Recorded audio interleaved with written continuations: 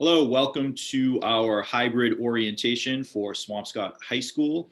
I am Mr. Kohut. I am the principal here. I'm joined by our assistant principal, Mrs. Finn, our dean of students, Mr. Chris Norkin, and our school nurse, Miss Mary Beth O'Malley. This year, of course, is very different, and so we've made a lot of changes to what in-school instruction is going to look like, and we made those changes primarily focused around the health and safety of our students and our staff and our families. That's the primary concern here.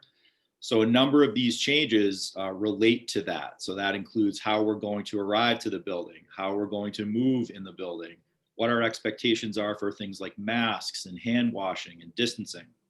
So this orientation will go over those things, and it will also go over just what the schedule is going to look like and what the procedures will be for dismissal throughout the day, our open campus policies, etc. So please, I would hope that you would watch the entire webinar so that you get to see all of these different elements of our new school year. Hi, so but most important, welcome back. And we're excited to see you. What we're going to go over is health and safety protocols you should know before coming to school next week. Everyone was mailed home this ready for school checklist. Your parents should have received it. You need to post that somewhere where you will look at it every morning and make sure you answer every question. So the things you really need to know are you well? Do you not have any symptoms of illness? And the symptoms are all listed on the checklist in the first bubble. Have you taken Tylenol, Advil, Motrin, Aleve, acetaminophen, or ibuprofen in the last 4 to 6 hours? We don't want you to have taken that. In the past 14 days, have you had any contact with someone who has had symptoms of illness? Siblings, other members of your household? Don't come to school if you've had contact with someone who's been sick. In the past 14 days, you have not had close contact with someone who tested positive. What we want you to do is answer no to all of these questions. If you answer yes to any of them, you stay home. You haven't tested positive for COVID or recently been tested and waiting for the results. I have not recently been asked to isolate or quarantine by the Department of Public Health. I have not traveled to high-risk states, and no one living in my household has traveled to high-risk states in the past 14 days. This is very different this year. The goal is to keep everybody safe, the staff safe, you stay safe, and your families safe. People have family members who are at risk at home, and we need to keep them safe. The only way we will achieve this is if you are honest and stay home when you're not feeling well. For example, if you have cold symptoms, have a sore throat, a runny nose, that's when you stay home. When you stay home, you need to call and you need to contact the school nurse. A parent needs to contact the school nurse that morning. If you have any questions, you're not sure if you should stay home, call the nurse. I will give you instructions whether to stay home or not. And then if you're tardy, it will be excused. But we don't want you to come to school and decide when you're here that you're already sick. We want you to stay home if you're having 2 or more symptoms.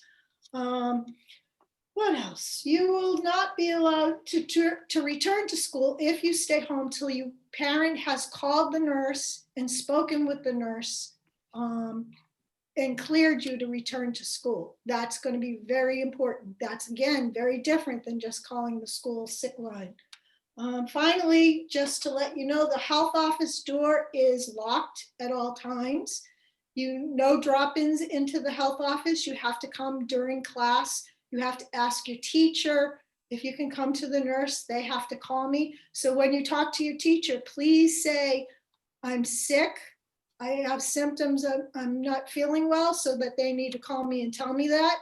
Or if you're not sick, just say I need to drop off a medication, or I need to go down and use the bathroom, or whatever.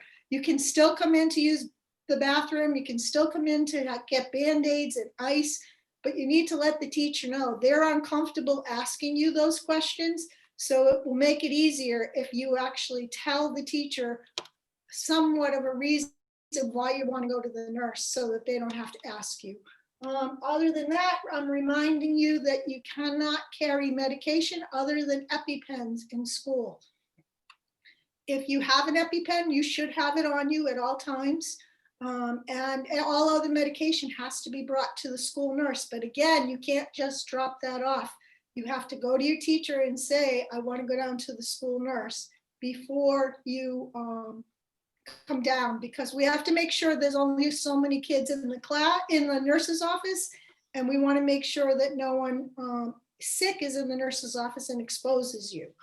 Other than that, make sure all your forms are dropped off. Again, drop them off with your teacher, don't bring them down, and have a great start next week. I'm all set. Thank you, Ms. O'Malley. Mr. Cohen, I'm just going to stop share for 1 second just to switch screens. Sure. I shouldn't have done that.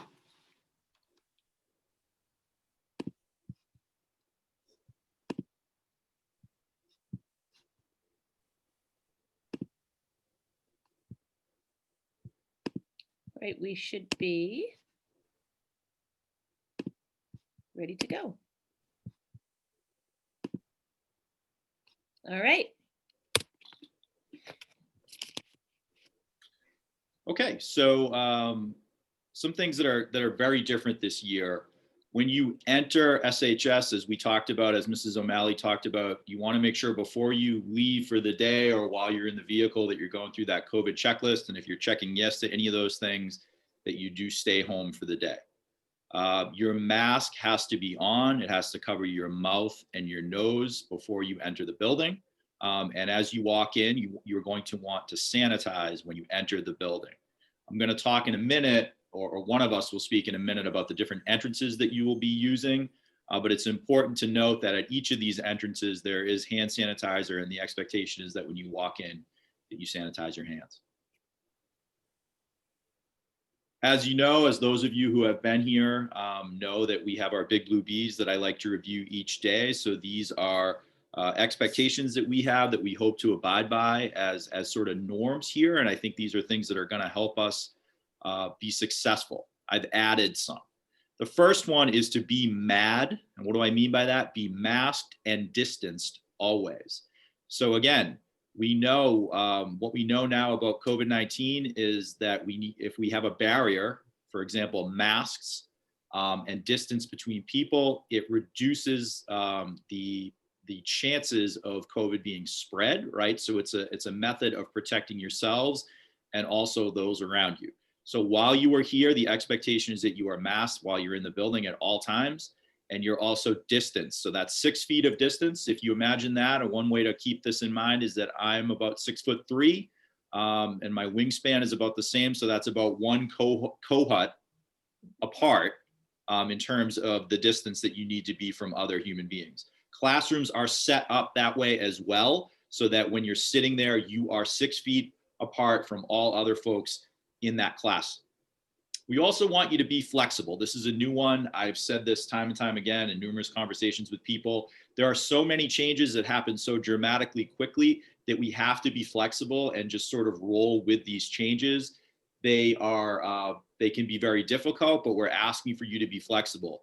There may be situations this year where we have to pivot from hybrid to all remote, and we have to be flexible in understanding that that could happen at any moment.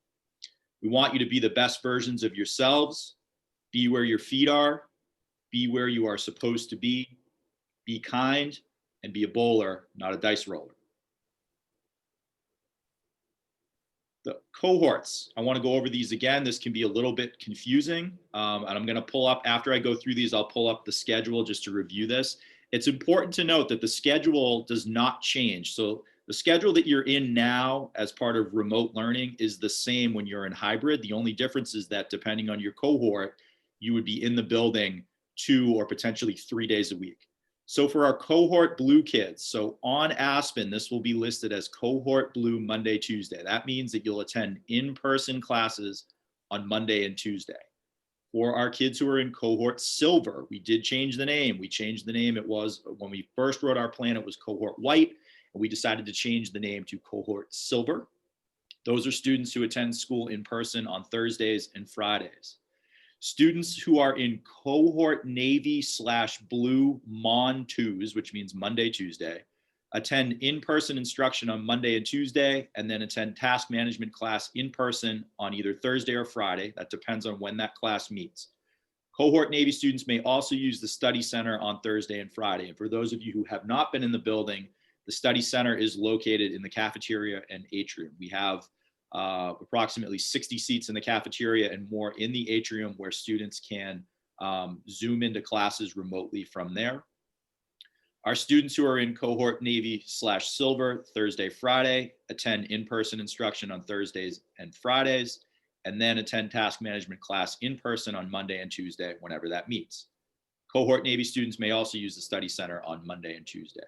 This is important to note. Wednesdays are all remote for all learning, with the exception of our DLC and Harbor students. The building is also going to have limited access during that time because that is the day that there will be additional cleaning happening in the building.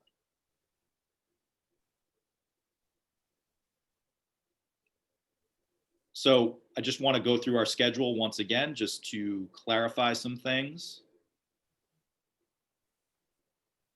So again, this schedule is identical, right? The day would begin if you have a period 1 class. I'm just looking at Monday, or if you Monday and Thursday, or if you have a period 5 class on Tuesday and Friday, you will come in. If you are cohort blue, you're in Monday, Tuesday. If you're cohort silver, you're in Thursday, Friday. You would start the day at 9. Then you would have obviously the rest of your classes proceed. I'll talk about learning community in a minute through this schedule. So again, if you're blue, you're in Monday, Tuesday. If you're silver, you're Thursday, Friday. If you're Navy, it depends on which cohort you're associated with. You're going to have 2 in-person classes and then 1 day for your task management in-person class as well. When you're moving through the building, sorry, Ms. Finn, if you could go back 1 slide. When you're moving through the building, you will notice arrows on the floor. That is indicating the direction of travel. It follows the same pattern as when we are driving. We drive on the right side of the road in the United States of America. So we're going to follow that pattern, right? So that you're on the right and that you are single file, just like if you were driving on a 1-lane road in a vehicle. You're masked and you are 6 feet apart. So again, we're trying to keep folks apart to keep everybody safe. We don't want to cluster. I know this is going to be super challenging when we're in school with our friends and people that maybe we haven't seen in a while, but it's important to note that we have to be single file, right side of that hallway as we proceed through the halls. Learning community. Because learning communities involve students who are in different cohorts, the only way we would be able to meet would be virtually. So the way that will work is when you proceed to your period 2 class, you will stay there, and using your device, you will Zoom in to that learning community meeting. So that's period 2 on Mondays and period 6 on Fridays. So once again, you would stay in that class and you will Zoom into your learning community. Hopefully at some point this year, we can have in-person LCs, but that will not be happening for this first part of hybrid that starts on Monday, the 26th.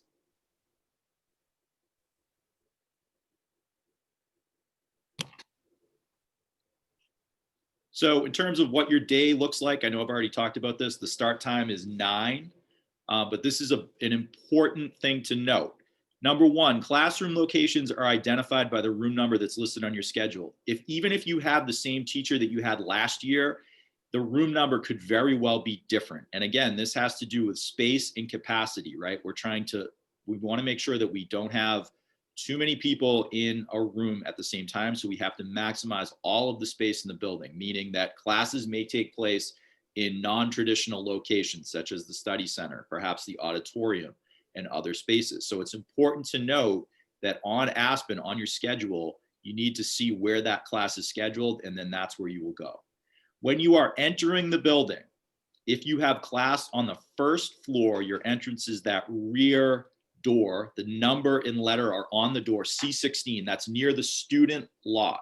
Okay, so you'll come in that door if your first class begins on the first floor. If your first class begins on the second floor, your entrance is the main entrance. I know we all know where that is, and you will immediately take a left and proceed up the winding staircase. If your class is on the third floor, your entrance is door C27. This is the door by the tent. You will proceed in and you will walk up the stairs to the third floor classrooms, right? You can't go that way and take a shortcut to the second floor. It's immediately proceeding to the third floor. And again, the idea is to avoid clusters of people. For dismissals, particularly, oops, sorry.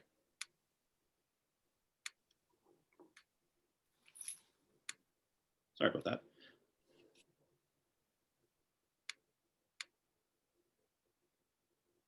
I just got an update on my screen that popped up.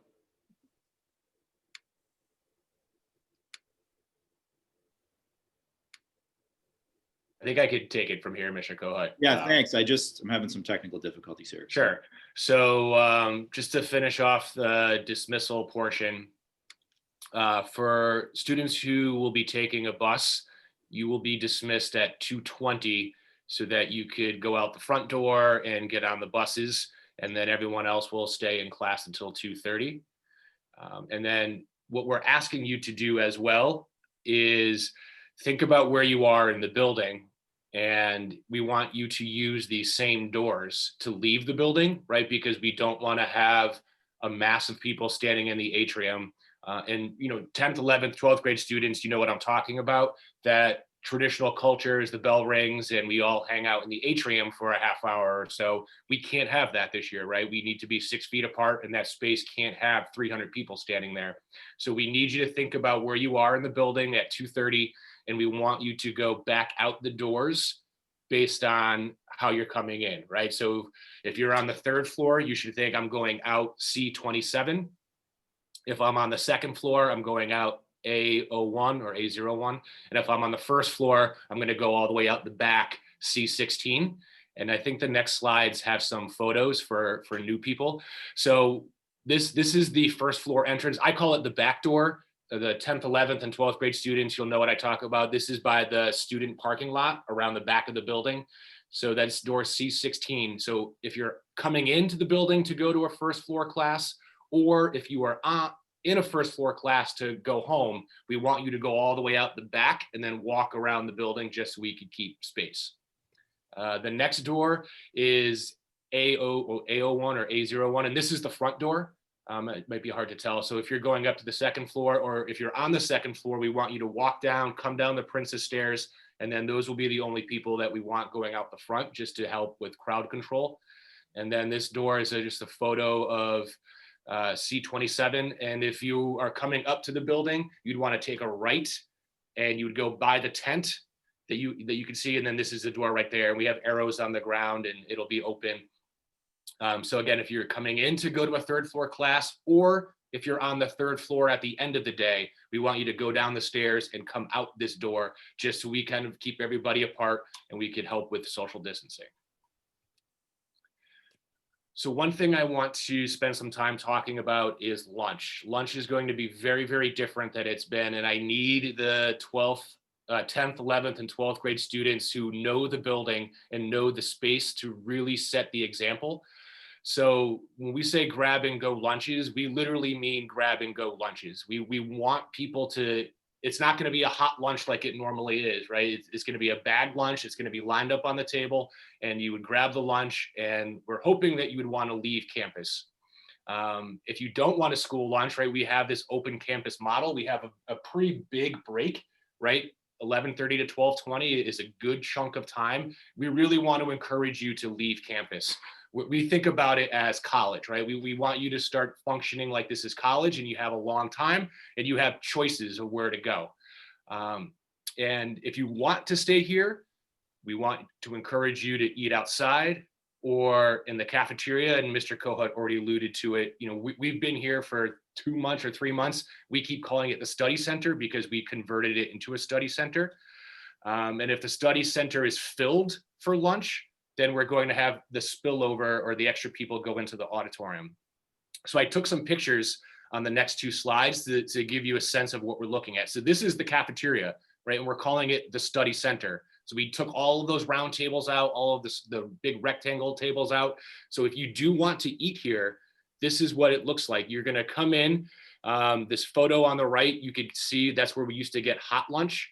We're just gonna pull that cage open and they will have bag lunches ready to grab and go. And we're going to make a single file line along that wall, and you would just grab the prepackaged lunch and go. If you want to stay, we'll just start filling in these seats. We can't move desks because everything is socially distant and marked. So this is what you would sit. You would sit here, and if we have about 60, 65 desks. If these desks get filled, we'll start moving people into the auditorium, and you could sit in the auditorium. But again, the idea is that we want you to leave campus. We want you to start functioning like college students, like the adults that you are, the young adults that you are, and enjoy the time, enjoy the break, get outside, take the masks off, go for a walk. And if you think about this too, if you stay here, we do need you to move, right? We're gonna end the building lunch at 12 o'clock so we could wipe down the spaces and clean and get rid of the trash. So even if you want to stay, we still need you to leave the building for 20 minutes. And what we're saying is, go take a walk, just do a couple laps around the building. You could find your friends, take the mask off, be 6 feet apart. But we need that 20 minutes to then wipe down these desks, clean the auditorium, because we will have classes come back in here. I think there's one more slide, Ms. Finn. And then students that have been in the building before, this view. This is the atrium. That black space in the back is the cyber cafe. And then if you go down that hallway, that goes to PE. So that's where we want the line to start to bend. If people are going to stay and get the grab and go lunch, we need you to just move calmly, go slow. You have 50 minutes to eat lunch, so we don't need to ram and pack in there like we normally would for those 20-minute lunches. Just please be patient, be flexible with us. And me, Britt, and Mr. Tenney, we're just trying to keep everyone safe. And once we get through the first week, if something's not working, we'll certainly tweak the system. But for next week, we just need you to work with us and just know that we're trying to keep everybody safe. So we want you to just go slow, be patient, and we'll have the single file line bend down that hallway.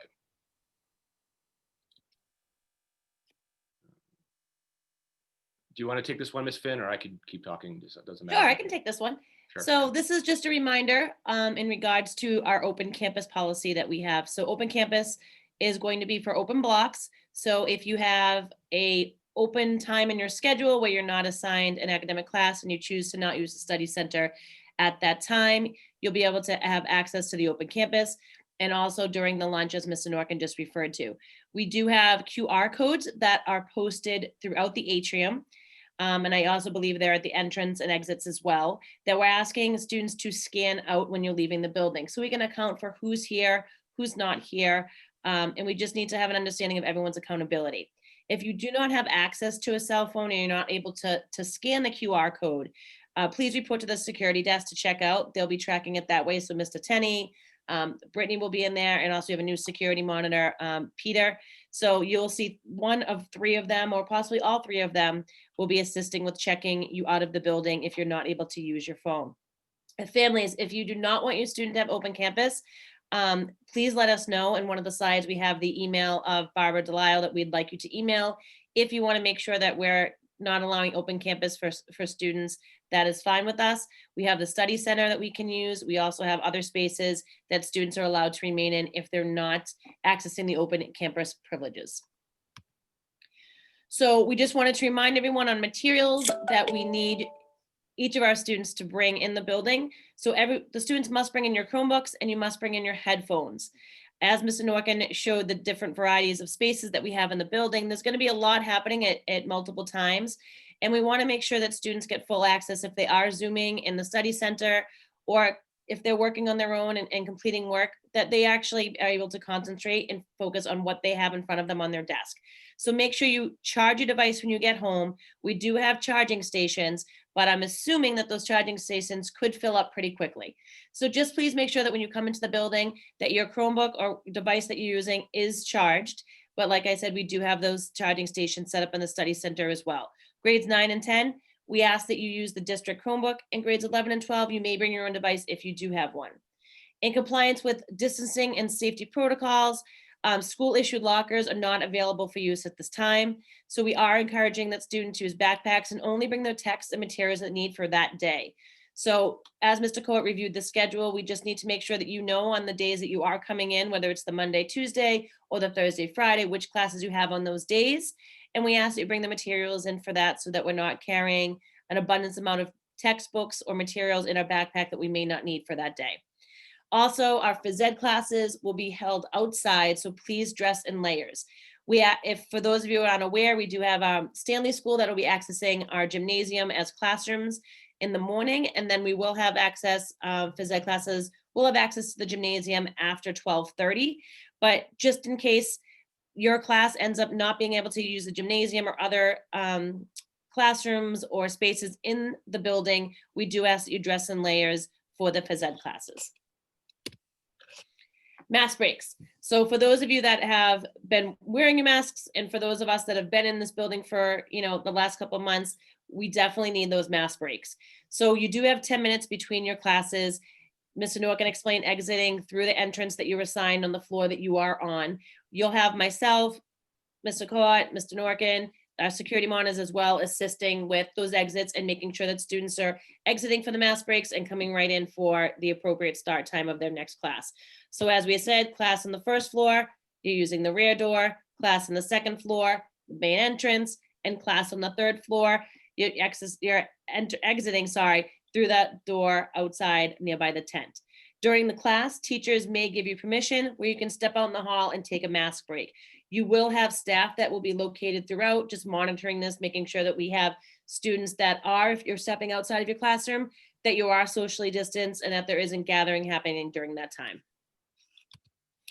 In addition to access, things have switched up a little bit due to this and the bathroom policy. So as of now, we have maximum capacity of one person at a time in the restroom. So guidelines are posted outside each and every bathroom, and this will also be monitored at each floor. So if you are asking to use the restroom, you may have to wait outside of a bathroom if somebody is in there, and then we need to make sure that we comply with the socially distancing protocol as far as when a student is entering and exiting. You will see within the restrooms that certain stalls have been marked off. We want to make sure that we're complying with the social distancing as well in the restroom spaces. So student parking, I know we had a few questions about this. So as of now, it is first come, first serve as far as the numbered spots, which is different than we had in previous years. Previous years, you've had to fill out a form, you've had to pay a fee, and we've assigned you spots. So right now, we're allowing that the parking fees are going to be waived, and that students, you are going to be able to park in numbers 138 through 209, as well as the Upper Jackson. Stanley staff will be using that lot as well, and they'll be using that lot in parking spots that are 137 and below. So please make sure that when you are parking in the lot, that you are aware of the number spot that you're parking in. We don't want to be having to call students out of classes to move cars, or not being able to have staff have spots to park in because we have other people parked in this. So we really need you to be aware of that. And the fact that we are waiving fees, we really are hoping that each of you that are driving, that you are following this policy, and that you are being aware of the spots that you are parking in. We also ask that you do not park in the spots that are marked SC for senior center. We did have a few students who have parked in there. If they run out of spots, you also have Apple Jackson, which I just said, and we don't want students to park on the Greenway, and we know that sometimes that happens, and if you do, that is technically at your own risk that you may be towed.